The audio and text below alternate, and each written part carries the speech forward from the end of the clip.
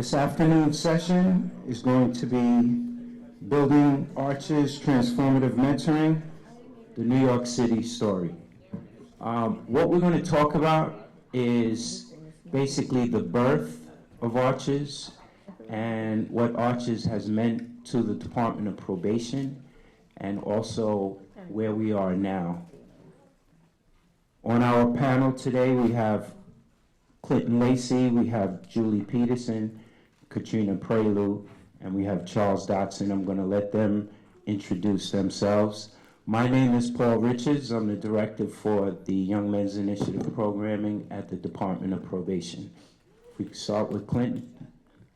Good afternoon, peace, blessings, greetings, everybody. So just thrilled, really can't even put into words how uplifting being here, mainly obviously celebrating the growth and the development of Credible Messenger and all of the rich and powerful conversations that are taking place are just, amazing and again, uplifting and encouraging and informative, growing the field, growing the movement. But I think most of all, which connects to all of that, I'm just thrilled to be in the presence of this room and those who left to go to the breakouts. It's a powerful, powerful group of people here doing amazing things. And so I'm just really happy to be in community with you as we continue to build this movement. And looking forward to the conversation that we're going to have today about Arches and Credible Messenger here in New York. Thank you. Hi, my name is Julie Peterson, and I am right now the Senior Program Officer at the Pinkerton Foundation, where I manage a portfolio of grants focused on youth and family justice, and had the honor of being at the Department of Probation when Clinton was the Deputy Commissioner, Vinnie Schiraldi was the Commissioner, and we created the Arches program and sort of planted these seeds for this Credible Messenger mentoring movement. Good afternoon, my name is Katrina Prelude. I'm the citywide NEON director, and I'm really excited about this panel in particular because Arches, in my opinion, is definitely one of the most important ingredients of the NEONs. I know we don't always talk about it in that fashion, but it is one of the drivers that has made the NEON successful, so I'm excited to be here too. Yeah, and I want to just echo Clinton's sentiment that, this has been a journey, and to see where we are now is just amazing. 6 years ago, we were conceiving these ideas about Arches, and I was a person sitting in the audience waiting to hear about the program, and then when I heard about it, I was like, I want to be a part of that thing. And so now to where it is as an initiative here and the places it's going, and it's expanding, it's a movement that's moving, it's just amazing. Yeah, and Charles, I just want you to know, I too said that I wanted to be part of this as well. In 2012, sometime May 2012, I got a call from Clinton Lacey, who was the deputy commissioner at the time, to come down for an interview to be the director of Arches specifically. And I figured it was just, again, I'm coming from a probation officer's mentality, punitive, sort of thing. This is another program that we're going to have, how invested are we? But I came down and Clinton talked to me about the program and what it was and the fact that we want to serve 16 to 24-year-olds, male and female, transformative mentoring, trying to change thoughts and behaviors. And he kind of described what Arches was about. They would meet a couple days a week, hot meals, transportation, and so forth, and then the idea of these credible messengers. And however, about 30 minutes into the conversation, he kind of went a little further and took a deeper dive, and he started to talk about why the work was so important and what it meant to the community. So after a while, it didn't sound or feel like I was having a conversation with the deputy commissioner for the Department of Probation. It sounded like a brother in the community telling me and talking to me about a movement that was about to take place. And I knew that I wanted to be a part of it. And then when I did come aboard, which was in May 2012, I had a conversation with Julie Peterson, and she told me that there was a budget. Sorry, I got a little excited. You have to understand, we're not used to having a budget. So when Julie told me the budget that we had, then I knew that this was for real. You know, that we had buy-in and investment. And I came aboard, and we launched July 1st, 2012. And I'm happy to say that today we've served 2,500 probation youth.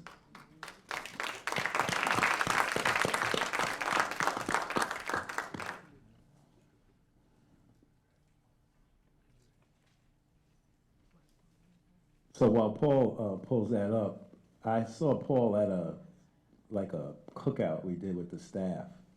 And, you know, he seemed like a cool brother, you know? And he came up to me and just started talking. And I say that because I didn't, like, read his resume or know what he knew about this or that. It was relationship. It was vibe, right?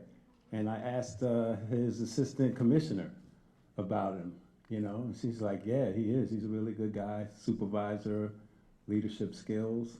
And I was like, let's have a conversation. I just wanted to throw that in there because it's like this work, Maurice said it in the last panel, you know, it's not programs, it's not metrics, it's not, you know, the apparatus. That's part of it, that's the clothing of it, but it's relationships, right? And even the way this, and we'll talk about it, how the whole thing unfolded, it was about relationships and people being able to vibe and connect, right, with some shared values. And that's what it's all built on. Thank you for that.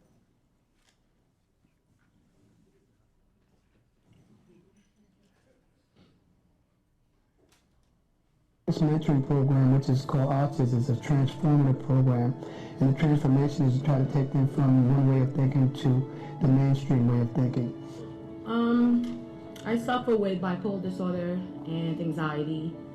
I really wasn't doing nothing, and I felt like I was in and out the hospital, you know, psych wards and getting medication because I had nothing to do. But when I came here, I come here 2 days a week, and it also pushed me to want to work because he was teaching us, you know, you have to work and teaching us things that we need. So now I have a job. Now I'm stable on my medication. And it's a break because my mom is, she's very, very sick. And she's a recovering addict, well, relapse. So I can get away from that and come here. And it's just a positive thing, and it makes me want to go do more positive stuff. So now I want to be a mentor. Arches helped me think about like the direction I was gonna go. It wasn't gonna be the right direction. When I came into Arches, it was a better understanding of what I could do different. When you're on the street and you're with your friends, all about your reputation. But now it's like, now I go to this program and it's different. I learn how to handle situations, how to avoid bad situations. My name is Diana, and I got involved with the Arches program through my probation officer. I like the program like because if I need help with something like communication skills on an interview or anything like that, like I could go to Irene, I could go to Julius, or like jobs. Julius helped me. Like I feel like the program is a big help because I don't have it elsewhere. So this is where I gain everything from. Have a round of applause for the young people.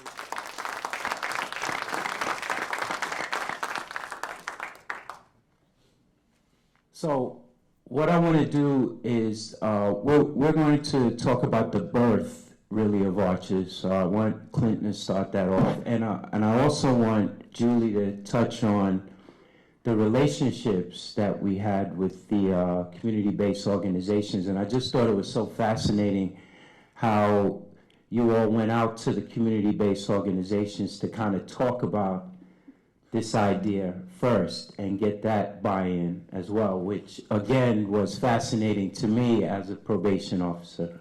So Clinton, you start. Sure. Thank you. And just really briefly, I wanted to paint a bit of a picture of what was happening at probation. And we have Katrina on the panel, and we have others in the audience who are veterans of the department, who were there for many years and have seen a few commissioners come and go, leadership change, and I'm sure have some rich, complex stories to talk about the evolution of probation. But as someone who came in 2011 with a limited window or view into the history of probation, I still think it's fair for me to say, and I could be debated or corrected if I'm wrong, that I came about a year after Vinnie Schiraldi came. I believe that who had previously been director at DYRS, where I am now, and had done some major changes there. I think it's fair to say that represented a major shift, the beginning of a shift of probation and the overall organizational culture. It's not to say that there weren't and aren't, and some of them are right here, right now, who've been there for 20 years or more, good, solid, smart, caring, credible people who were doing good work with youth and families and trying to utilize their positions in probation to impact communities in a positive way. Those folks have always been there, and they're still there. But I think at the time when the Schiraldi administration came in, it opened up an avenue and a pathway for people like that to rise up and gave them the resources and the okay and the authority and the space to really start to shift the culture. There was a debate going on at probation when I got there. Are we social work or are we law enforcement, right? Are we here to monitor people and violate them if they mess up, or are we here to help them transform their lives and prevent them from going further into the criminal justice system? So this was a debate that was taking place in various ways, and a complicated one, because obviously probation has its responsibilities relative to law enforcement. There are a bunch of MSWs working in probation, so there was social workers there doing social work, and so that we believe that the emphasis started to, and the momentum started to shift towards saying, not only are we social work, but that we have a responsibility to engage the community in a positive way. So when I entered probation, I had never been a PO, I had never worked in government, I had never worked in a justice agency.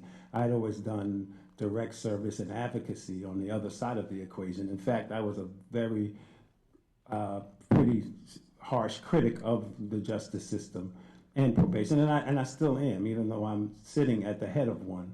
I still have a critical view of it and work every day to try to transform it.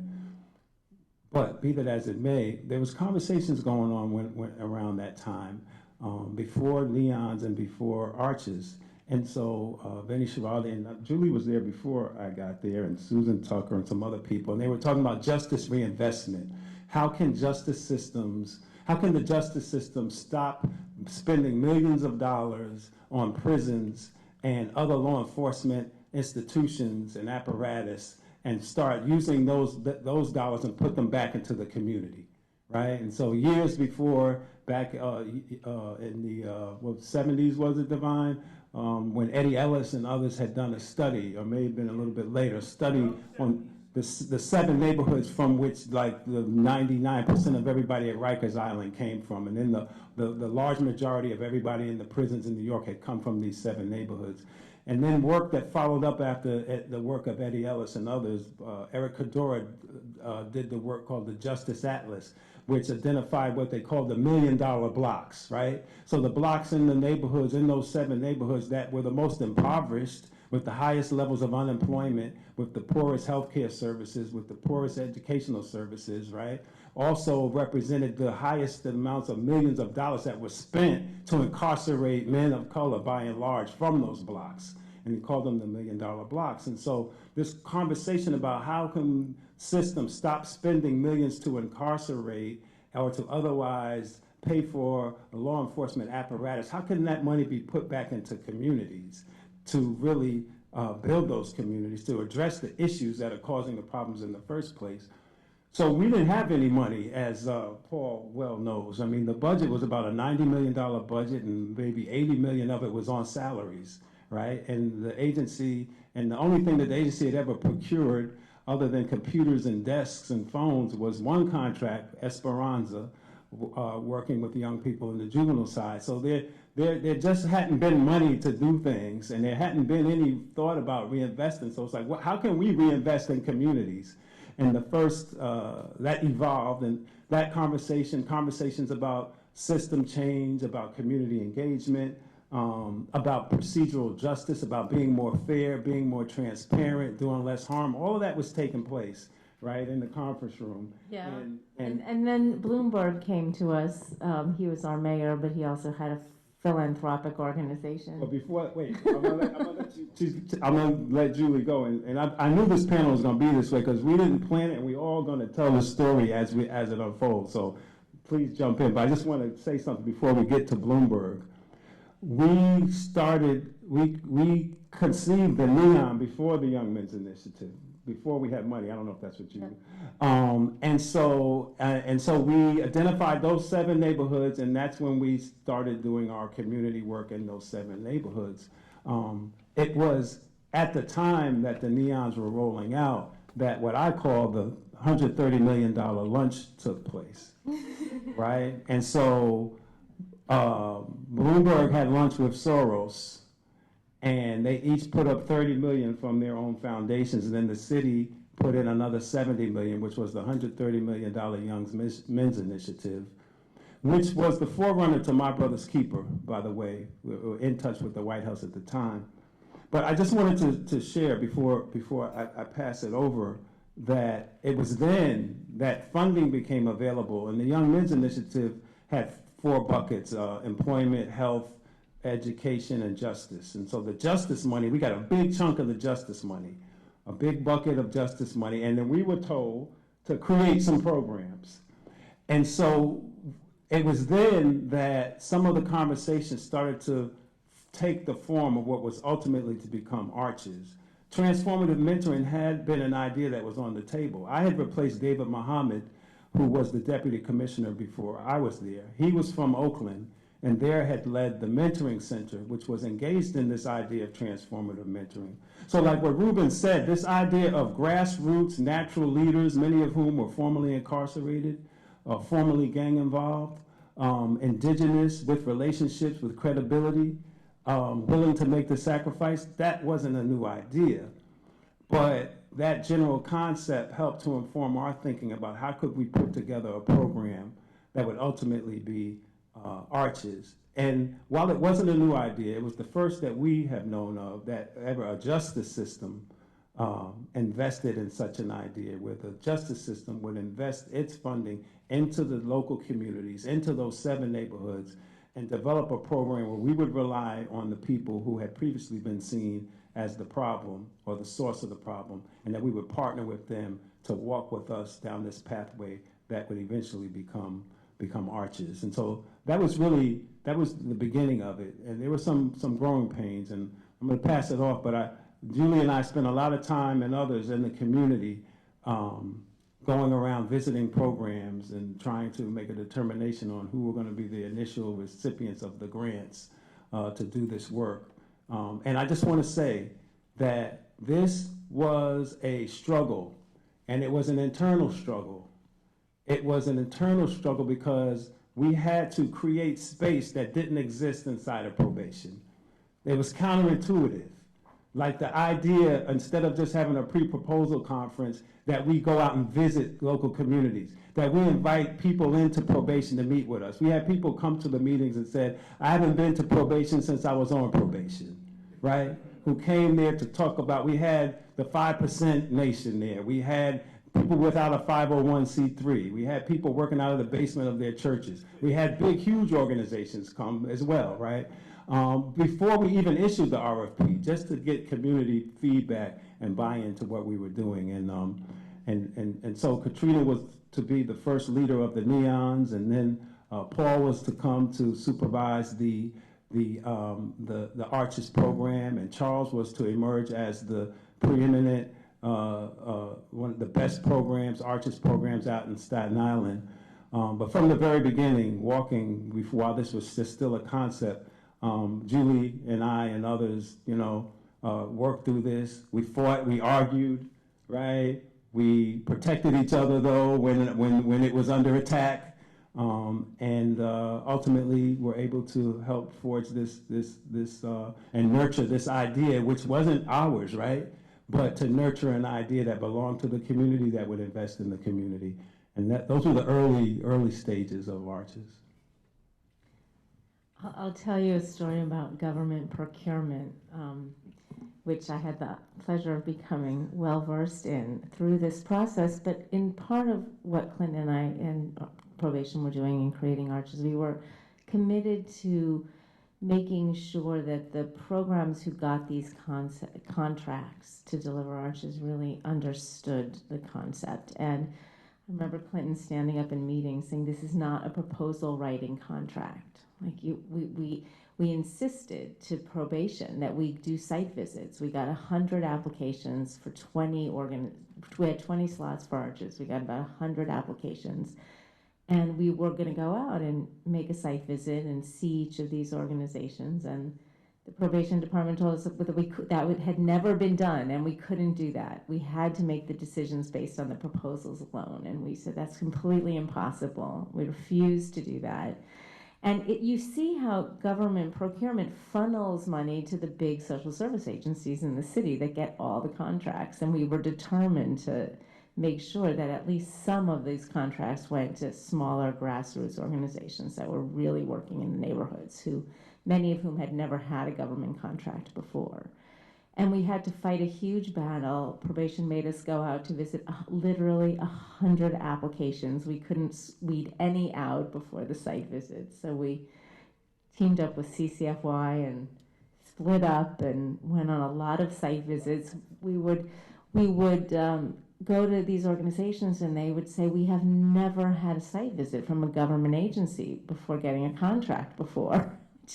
To me was incredulous. Like, how could you just make these decisions without knowing, the people who are on the ground you're asking to do this work? But it worked out. We made 20 grants, issued 20 contracts, 100 credible messengers were hired around the city. And because I think of all the groundwork we did in the beginning, talking to so many organizations, getting so much input, we really had a model that was, we had confidence that not only was it just created in our heads, but the community really had huge input into developing the model. And then we kept going back after we issued these contracts and talking to the young people who went through the program, talking to the organizations that were running it, and constantly trying to retune, refine, and make sure that it was working for the young people. I don't want you to say too much about the procurement process, because I'm still an employee. Katrina and I still, so I want the feds showing up at work tomorrow, Just to back up a little bit about the concept, right? And the discussion early on, I guess in 2011, 2012, was about developing a program. And as you mentioned, Clinton mentioned, there was the idea of mentoring that was going on, a specific type of mentoring that was going on in Oakland, California. At the time, it was a community-based program that was doing this kind of mentoring, not an agency or a city agency. And there were a couple of components of that type of mentoring that kind of resonated with the Department of Probation. One was the idea of credible messengers, which you've heard about today. These were like gang involved or recently incarcerated or individuals that were involved with negative and self-destructive behavior in the community that had now turned their lives around and they wanted to give back to the youth.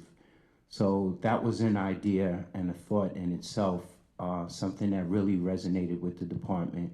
And then there was the idea of this type of mentoring was more concentrated on being specific and directed at addressing and recognizing like the thoughts and the thinking that and behaviors that lead towards criminal activity, and therefore being a little bit more transformative. So it was a little different than the mentoring that we know of, where it's kind of adults who donate some time to these youth to act as like a sounding board or some sort of like a big brother or a big sister.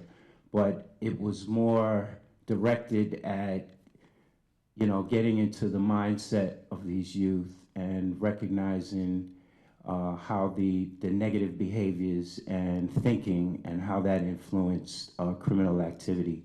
So the mentoring was more transformative, right? And I want Clinton to jump in here, but some of the components that we wanted to really take a deeper dive on were like conflict resolution, as well as peer association, coping mechanisms other than like substance abuse.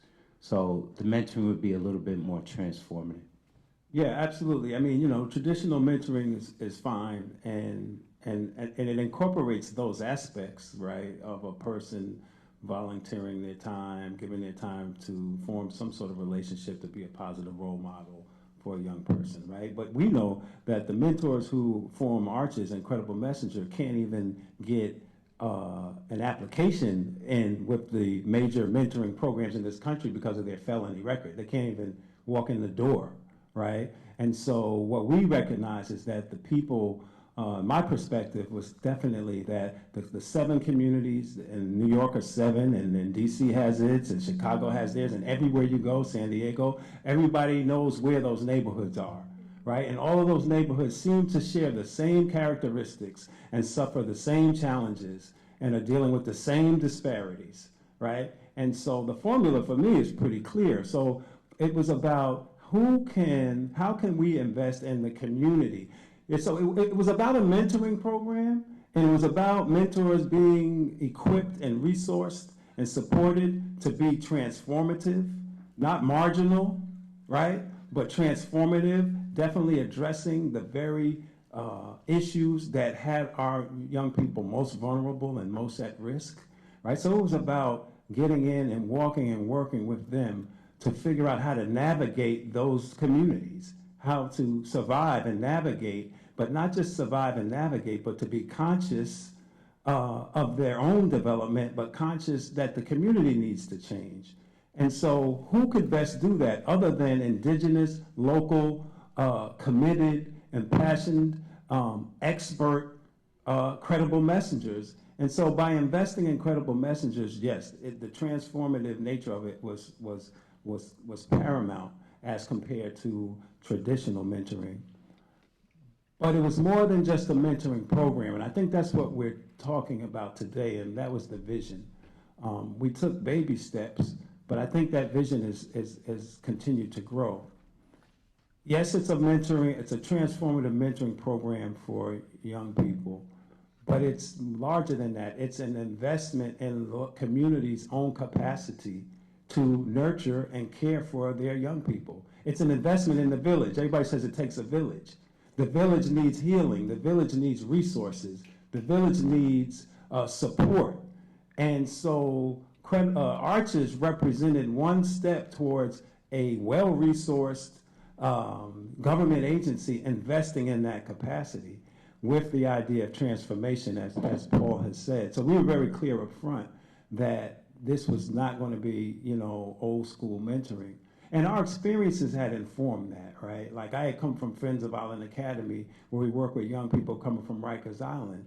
And and very early on in that work, it became clear that the most beneficial, the most powerful influence and impact that on the young people was when we were encircled together as a community, figuring it out, forming relationships, right? Not all of the services that we connected them to. Those services were important, but the most powerful thing was this idea of relationships and trust and love and family, right? And so that's why we designed Arches the way we did, that there would be a group component, that there would be hot, good food served, that there would be rituals to open up meetings, and that the organizations could organically develop that.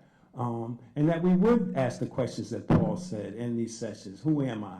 How did I get here? What are my coping skills? What are my conflict resolution skills? How do I navigate? How do I deal under the pressures and the institutionalized racism and the poverty and all the contradictions and the substance abuse that I have to face on a daily basis? So that's a different lens than saying, hey, look, you got in trouble and you better walk straight or else we're going to violate you, right? That's a different message to say, we're going to connect you in your own community to foster healing, growth, development, right, and support. And so I think it's important, Paul, that you point that out, that from the very start, we were conscious that this was going to be something very different than what was normally called when you think of mentoring. Julie, can you talk a little bit about, I don't know, conversations that you've had with community-based organizations, or maybe their reaction or feedback when you talk to them about the concept, what we were planning to do? Yeah.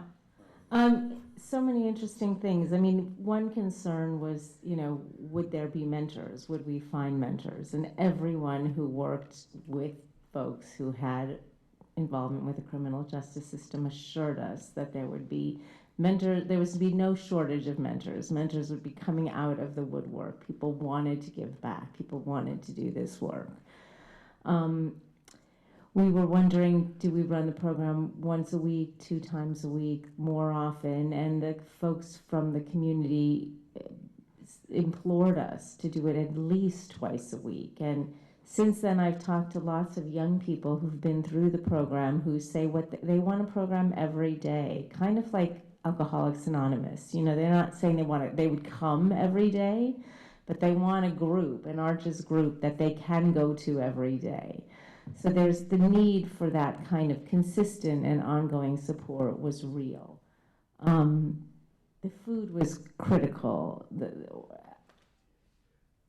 what's happened since the program, which has been so exciting, is that even the big social service agencies that didn't have a mission or weren't historically in the habit of hiring folks with criminal histories to do this work, but the bigger organizations who got these contracts found, much to their surprise, lo and behold, that the kids who were not engaged, the kids that they were trying to serve who were not engaged in their services or with school or with work, Arches was catching them and engaging them for the first time. And so many kids who've gone through this program have told us that Arches was the first time they really engaged in positive activity, and it was because they felt safe and they felt supported to do so.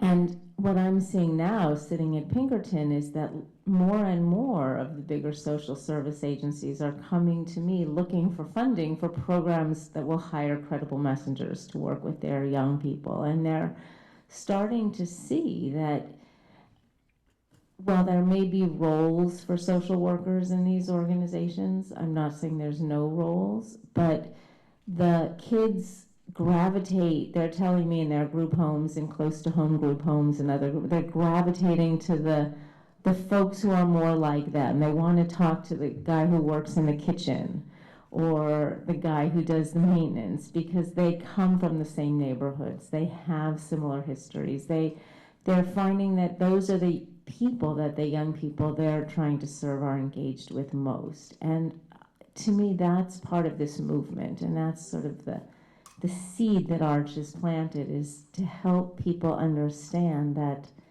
there's a role for people who have the lived experience that's similar to the people they're trying to serve. And in the justice context, that means people with their own histories of criminal activity or engagement with the system. So that's been exciting to see the light bulb go off in the folks who are running these big organizations.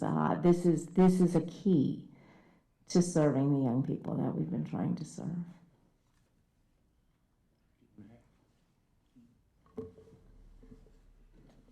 The Arches locations are all coupled with in the neon actual areas as well. So I think that it's a great match, and the philosophies are the same. And I would like Katrina to kind of talk about any impacts that Arches might have on neons and their relationships.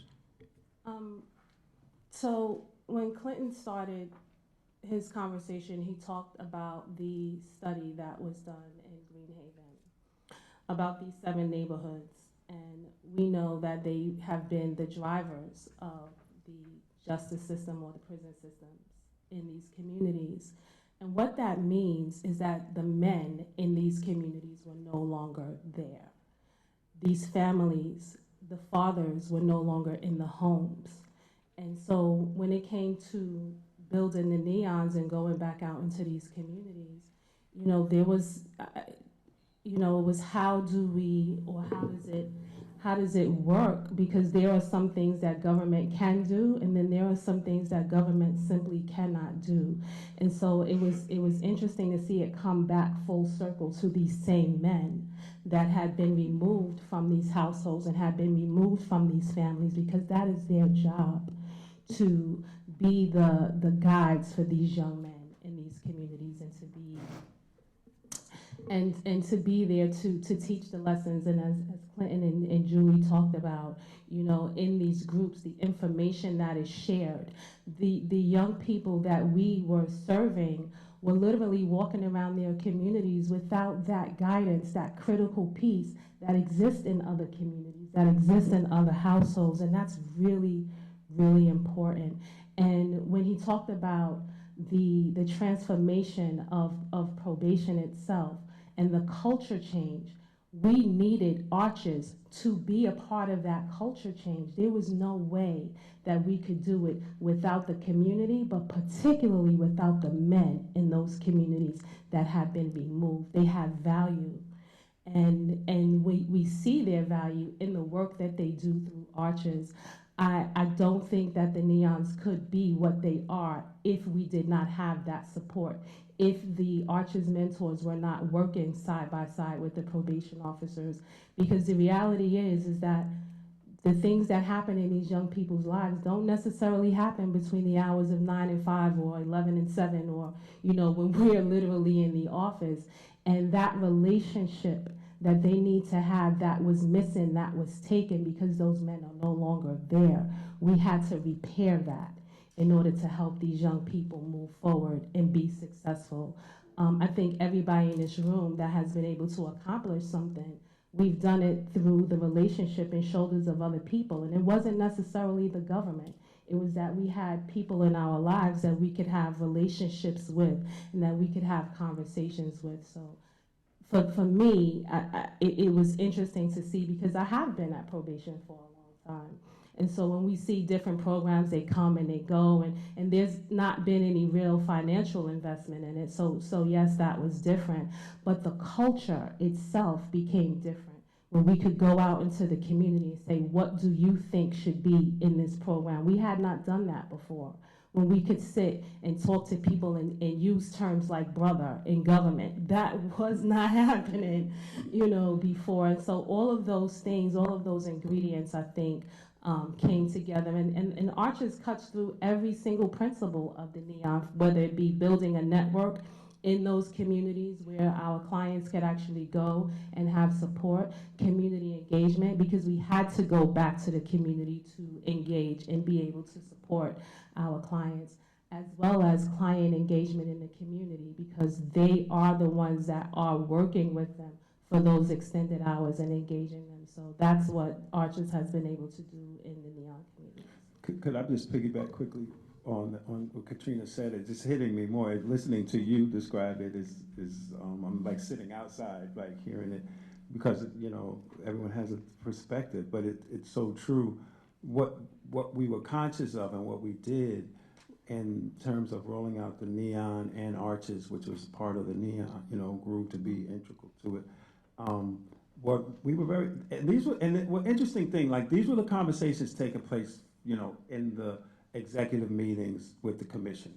Vinny Shirali was talking about the impact on communities of this wholesale, this war on drug policies that wholesale took thousands of men of color and women out of their communities, away from their families, and the impact, right? So we weren't just sitting in there talking about, how many contacts a kid needs to make per week or whatever, like that's part of it, right? The probation business. We were talking about community and these issues, which is just to say, this is what systems need to be talking about, right? If they're going to engage in this work, that it's not just this nice community program that many people will roll out and say they have. No, this is a new way of looking about how we do business. Who are we and what are we here for? And so we brought in people, when Katrina talks about that culture change, and she was part of leading it,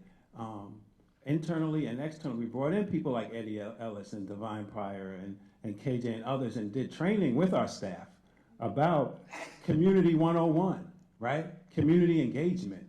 This is a new way of thinking, a new way of engaging with the communities that we previously engaged in one fashion. Now it's a different, it was a reintroduction in a sense. And you're right, I really agree that Arches forced that to take place, because now we're engaging with community. We're not just talking about community. Now we're engaging with the brothers and the sisters who have been doing the work for free for years, right? And we're ready to engage. So I just want to thank you for pointing that out. All right, I just want to turn the mic over to Charles here, and I just want to say that Charles was one of our first program coordinators at Arches, started with us in 2012, and I just want to say this was my go-to, right? I'm supposed to be the director, but this was my go-to right here, so he was my man on the street, so to speak. So I just wanted to give him a shout out and let my good folks in DC know that you're definitely in good hands. Clinton said a good word earlier. He talked about perspective. And I remember going to the pre-proposal conference when Julie and Clinton were and Paul were talking about this initiative. And, I'm sitting back and I'm listening to him, and I was like, this can't be real, because, next year I'll be 30 years working in justice systems. I started working in facilities in DFY. I worked as a federal PO. I worked as a therapist. And at the time when they were conceiving this program, I was working as a therapist doing intensive in-home counseling. And the agency had read the proposal, and they said, Charles, if we get this, we want you to be the coordinator. And so when I sat and listened to them talk about it, I was like, this is what I've been looking for, because when I worked with the kids when they were in DFY, I would always say, I wonder what this kid was like at home, like what was there. And when I was a federal PO, I would always say, I wonder what this adult, male or female, was like as a kid. When I was a therapist in the community, I kind of got an opportunity to touch both the youth and the family and the community. But this was saying, we're going to use credible messengers, those guys that Arturo did such a good job earlier talking about the people who are still in the facilities that have a tremendous amount of information to convey to the young people that are just lost resources, lost voices that could reach our youth population. And when I was a PO, I would always say, damn, I wish I could use you to talk to these kids. So at the time, when I first started as a federal PO, I was working in Albany, and I started taking, soon as somebody that I thought was good get off a supervised release, I would say, I want you to partner with me and go to this Albany High School. And they had a classroom there with all the kids that they wanted to kick out of school into this classroom. And me and this guy would go in there and kick it to them. And these kids would love us. And I was like, I wonder if I can just start a program like this, we would make tremendous inroads, not just here, but but possibly elsewhere. And so when I come here to this meeting, I'm like, wow. And so it was funny because my mom, I told her, I said, Ma, I think I'm gonna leave my job for this pilot program that they're gonna start with in New York City. And she's like, why would you leave a secure job for this pilot program? And I use this analogy. I said, Ma, I read once that if a flower doesn't bloom, you don't fix the flower, you fix the environment. You know, you provide nutrients and you change the soil and you pick out the weeds. You make the environment better and the flower will grow. And so with the Neon and with the Arches Initiative, they're putting resources in. They're putting these people that can touch the youth. They're putting all these resources in the community, programming that the young people might want to participate in. This is it. This is the initiative. And so it's funny that once we got the grant, we were awarded the grant, I made a beeline to speak to Lisa D'Ambrosio, who's the branch chief at the probation office in Staten Island. And I said, Lisa, just give me an opportunity to speak to the POs, and I can get the kids into my program. So she put me in the room with all the POs, and I walked in, and they're all sitting back with their arms crossed, and they're not buying into none of this stuff. And I was like, that's Clinton and Julie weren't talking about this, you know? I thought there would be more buy-in, you know? But no, they were sitting with their arms crossed, and some of them were looking the other direction. And then so my thing was, you know, I said, I'm gonna do this. Send me your worst probation. Send me the guys that you're getting ready to violate. Send me them. I have a team, and I assembled my staff like a mod squad. You know, if you're my age, you remember the mod squad back in the days. It had a little bit of different people on the team. I had a guy who had done over 15 years incarcerated in upstate. I had a guy who was incarcerated but got out in a diversion program to do a drug treatment program. Another guy who had served a couple of years in prison. And then a young lady, Latino lady, I think she's gonna be here later, who grew up in the foster care system. So I said, you know, no matter what kid they throw at me, this team will be able to touch these young people because they've seen a little bit of everything, you know. But I told them initially, and Wally, it was funny that Wally said, you know, Charles comes down with a hammer and he has a plan in DC. But I, you know, I looked at it like, no matter what we do, we gotta reach these kids. Whatever they need, we gotta get them. No matter what time of night they call, we gotta serve them. If you're not committed to it, then you can't be a part of my team. I need full investment. And they were ride or die with me. You know, we went to the depths with a lot of young people. And then I'm gonna end on this note, Paul. My first night was a trial by fire. First group setting that we had. I got a good turnout. I got about, I had 20 kids enrolled. I got about 16 of them in the room. Had put out a nice spread for them to eat.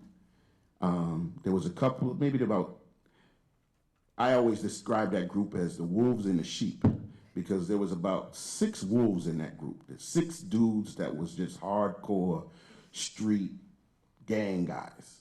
The other ones had committed a crime, but they weren't immersed into the system.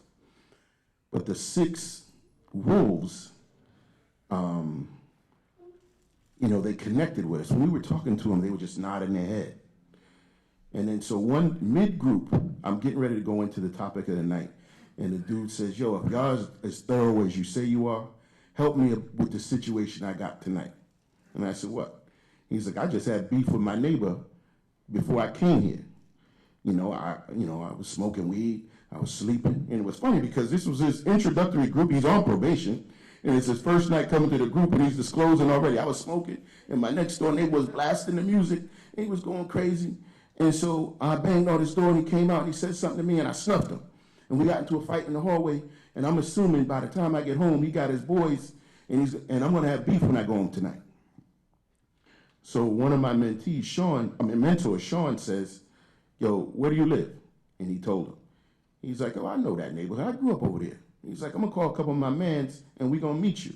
We're gonna, go home with you. So before group ends, Sean calls two of his guys. The guys show up and sit on a park bench.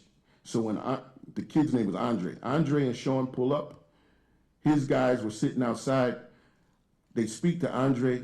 One of the guys that was on the bench calls the kid that Andre had the beef with, and they squashed it in the that night on the park bench in front of the projects. We had group on Tuesday, Thursday. Thursday night, the kid Andre shows up before anybody else, and he's like ready to tell the story. And when the kids come in, he tells the story, and it was like immediately opening night. I had a walking testimony because he's like, these dudes is real. They got me out of beef last week, and then we flourished from there. And so from there, I told Paul, I said, Paul, I'm all in, man. I'm all in. I'm a pound the pavement. And so to see, my heart is full today because as we're looking at the slides and I'm hearing the conversation, it's just where we were 5 years ago and where we are today is like a tremendous space. And then to see people from San Diego, and we've had in DC, we've had people from LA and Chicago and what was the country? Singapore. Coming over to learn about Credible Messenger. This. I always say it's not a movement if it doesn't move. Well, it's moving.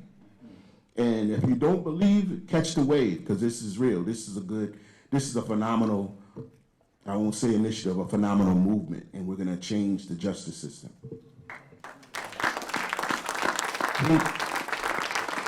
We have about 5 minutes, so we have two mentors here that I just wanted to come up and introduce yourselves and just say a couple words about the importance of mentoring in general, and then closing remarks from the panel.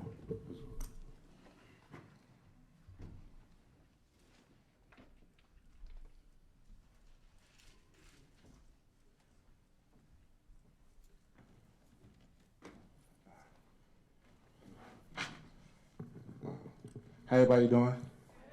Love it. Each of you have a minute and a half, right? So my name is Beloved. I am the beloved one. One of the things that make this mentoring thing so awesome and so much of a blessing is the fact that you get the opportunity to have young people meet themselves for the first time. A lot of times, people don't understand when you're dealing with damaged goods. And the process of working with damaged goods, you got to be a paramedic. So this is something that you got to naturally already know. It's not one of those processes where you actually can learn it, because some people teach you the wrong way and some people don't have it. So one of the things that we realized working with these young people was the fact that they was looking for a beloved, they was looking for a better life, they was looking for some type of help, but the help didn't exist in the places that they was looking for it at. So one of the things that worked out real good dealing with Archers was the fact that was given a second chance. Second chance is so important and so gracious because, see, I used to work with Cure Violence. So working with Cure Violence, my thing was anytime they get shot, stabbed, or badly beaten, they call me to the hospital, and I talk this person down from retaliating. But it was like I'm talking him down, and I get him to put his gun down, but I'm not getting him to change his mindset yet. So one of the blessings that did happen when I got a chance to get in Archers was the fact that I'm facilitating to the upcoming gangsters. I'm facilitating to their legs, their underlings. And one of the things that made it awesome was that my brother was my underling. And I started a crew when I was 11, which was called FSU. So him coming under me and working with me and showing that this worked and making it fashionable, this is where the Archers thing was really spectacular, because now I'm talking to dudes that just came out of prison for a little few seconds, and they got a chance to meet themselves with a hot meal, with a Metro card. So now I'm also meeting them in the places that other people won't meet them. We're meeting them in blocks and neighborhood and crack houses and different things like that. But when they come to the safe haven, it's like they're at church. They get a chance to drop everything that they was worried about, stop having to be that boss that they was. They had to stop being a person for a second and redo themselves. redoing yourself is a process that you want to be a part of when you're dealing with these young people, because it's nothing like saving a life. It's better than saving money. You save a life, you'll never look back. I promise you, because the awesome part of saving a life is saving a mind. And when you get the investment of this young person, Reverend Mo would say to the sisters, we wasn't working with sisters at first. He was like, yo, one of the things that I could do for the sisters is make these guys become husbands. They wasn't thinking about being husbands. They wasn't thinking about being awesome people. They didn't understand how great they was. But in the process of meeting them at Arches, you got a chance to see that. And then later on, this also rebirthed Next Steps.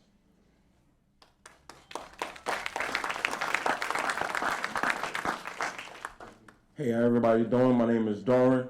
I go by Reality. I'm a project coordinator for Next Steps. And Beloved is my actual blood brother. And if it wasn't for him, I wouldn't be standing here. Because if he would have continued to choose the path that he chose, I was following right behind him. So he had to change his ways in order to help me, his brother.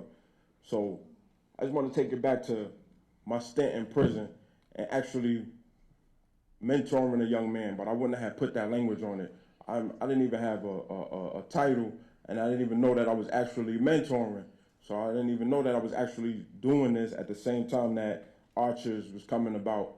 And I didn't know that I was already displaying the skills and the capabilities that I would need to come out here and join this Archers movement. So I'm talking to this young brother, 23 years old, been in prison since he was 17. And I just think about how we create this living room setting at Archers, how we create the relationships, and how a lot of our young men haven't had the opportunity to experience a living room, to like watch a show, to really have real dialogue with the family. Like a lot of them are longing for that. And when they get the opportunity to experience that intimate moment, that setting, and how they begin to share, once they know that you care, and they open themselves up and they share some intimate details of their life. And then just thinking back to this young man that was 23 years old because he was in prison, and he was in prison for being on a crime scene that his friends were supposed to go do a robbery, but they end up killing the individual they went to go rob. So this young man used to cry. And I used to say to myself, I wish that he had an opportunity to cry before he got with them individuals and committed that crime, before he had an opportunity to even know or just face the identity crisis that he was facing from the neglect from his family. So we had tremendous conversations where he got a chance to tell me more about his life and his family life.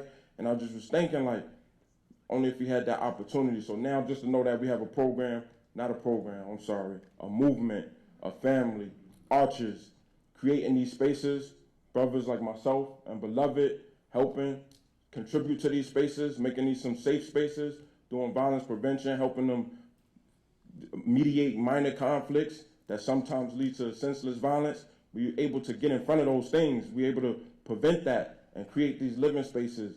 And I just want to say thank you for all of the think tank here, sitting here, that helped put this movement together to, kick it off and allowing us a table to come and sit at and contribute to, to bring our flavor and what it is that we do. So I just want to give a round of applause to you all sitting here.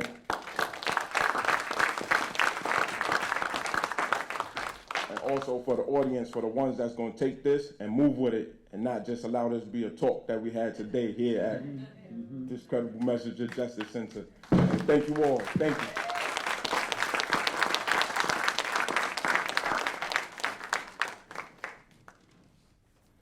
Closing remarks from the panel?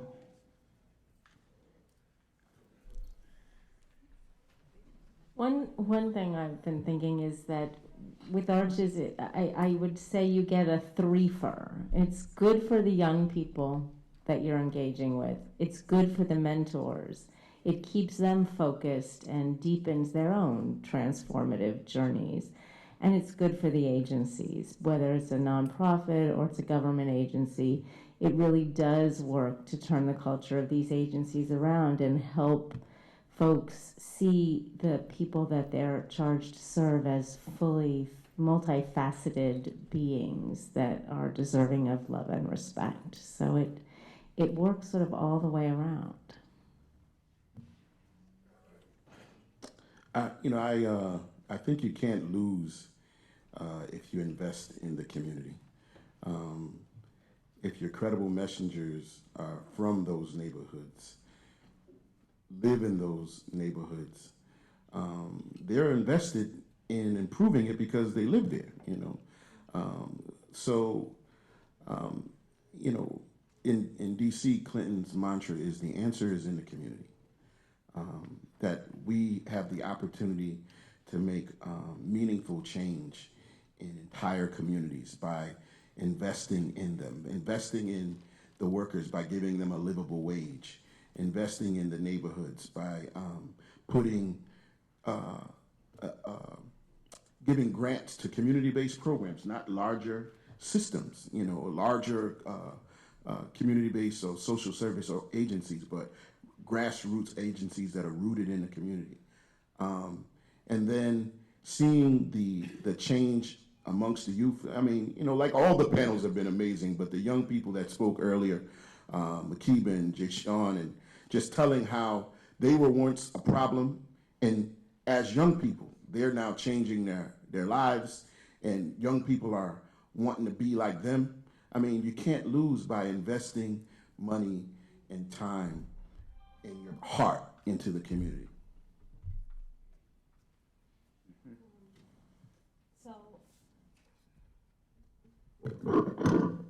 I don't know if we mentioned this earlier, but the film that was shown this morning, Something to Live For, was actually done by the Arches mentees in Bed-Stuy.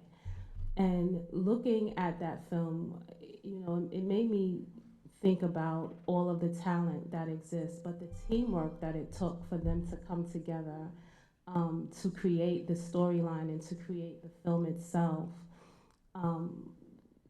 Was born out of the experiences and the conversations that they've been able to share. So I think it's important that we continue to create these spaces for these young people to come together and interact with the men and the young women that are there to serve them. One thing I've learned throughout this process, with which the commissioner touched on, is that, and it's something that we usually tell our youth, is that you can't do this on your own.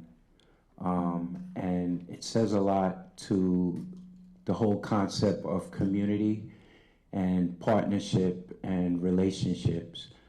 This type of work, saving lives, you cannot do it on your own. It's something we tell the young people, it's a concept that we have for our youth, where we tell them, when you committed that crime, you know, you weren't on your own. You had somebody with you.